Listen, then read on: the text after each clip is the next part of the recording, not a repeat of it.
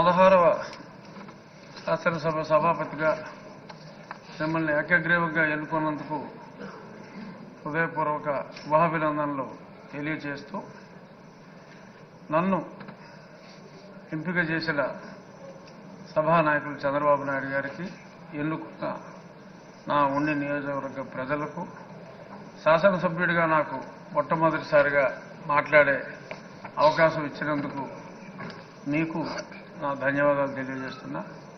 అందరూ చెప్పారు, మీరు ఎన్నిసార్లు మంత్రులు చేశారు, ఎన్నిసార్లు ఎమ్మెల్యేలు చేశారు కాబట్టి సమయం కూడా తక్కువ ఇచ్చారు కాబట్టి వాటి జోలికి వెళ్లకుండా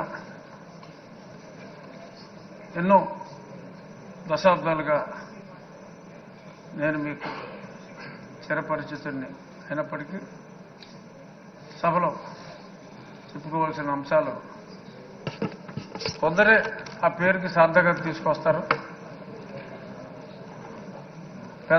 చిన్నవారికి అయ్యగా, మీ తోటి వయసులందరికీ అన్నగా, రాష్ట్ర ప్రజలందరికీ ఎంతో ప్రీతి పాత్రుడుగా, అయ్యన్న పాత్రుడుగా పరిపూర్ణమైన పేరు మీకు మీ తండ్రి గారు పెట్టారో తాతగారు పెట్టారో, ముందుగా వారికి నా ధన్యవాదాలు తెలియజేస్తూ, ఈ సభ పామరులందరికీ అర్థమయ్యేలాగా సరళమైన భాషలో మీరు మాట్లాడతారు. అందులో గర్వం లేదు, సరళమైన భాషే మీరు ఎప్పుడు మాట్లాడారు. ఇప్పుడు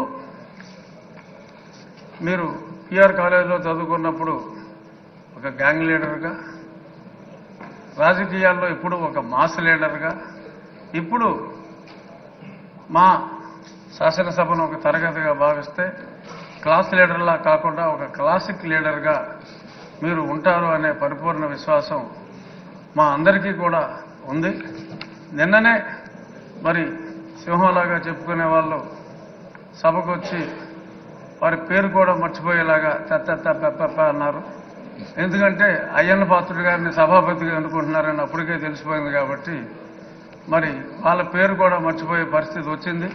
అంచేత వాళ్ళు ఎప్పట్లాగా అలాగే ఆ సీట్లన్నీ ఖాళీగా ఉంటాయేమో, మరి ప్రతిపక్ష పాత్ర పోషించాలి అంటే మరి పాలకపక్షంలోనే అందరికీ కూడా మీరు మాట్లాడే అవకాశం, కేవలం పొగడ్తలకే పరిమితం కాకుండా, మంత్రులకే అవకాశం కాకుండా మాలాంటి శాసనసభ్యులందరికీ కూడా మీరు తప్పకుండా అవకాశం ఇవ్వాలి.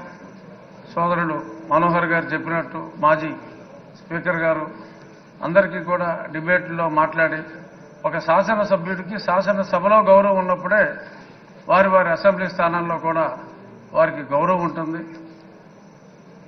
శాసనసభ్యులందరి గౌరవం కూడా మీరు కాపాడగలరు అని మనస్ఫూర్తిగా భావిస్తూ, మరిన్ని ఉన్నత శిఖరాలు ఒక రాజకీయ నాయకుడిగా, ఒక ప్రజల మనసు దోచుకున్న వ్యక్తిగా మీరు మరింత ఉన్నత శిఖరాలకి ఎదగాలని, మిమ్మల్ని మేము ఎప్పుడూ కూడా రాష్ట్ర ప్రజలు కూడా బీసీ నాయకుడిగా చూడలేదు. కొందరు నాయకులు ఇప్పుడు అన్నారు బీసీ నాయకుడు అని, కానీ ప్రజలందరి మన్నన ఉన్న అపరూపమైన నాయకుడు మా అయ్యన్న పాత్రుడు అని చెప్పి, ఒక వర్గానికి మిమ్మల్ని పరిమితం కాదు, అందరి నాయకుడు మా అయ్యన్న పాత్రుడు.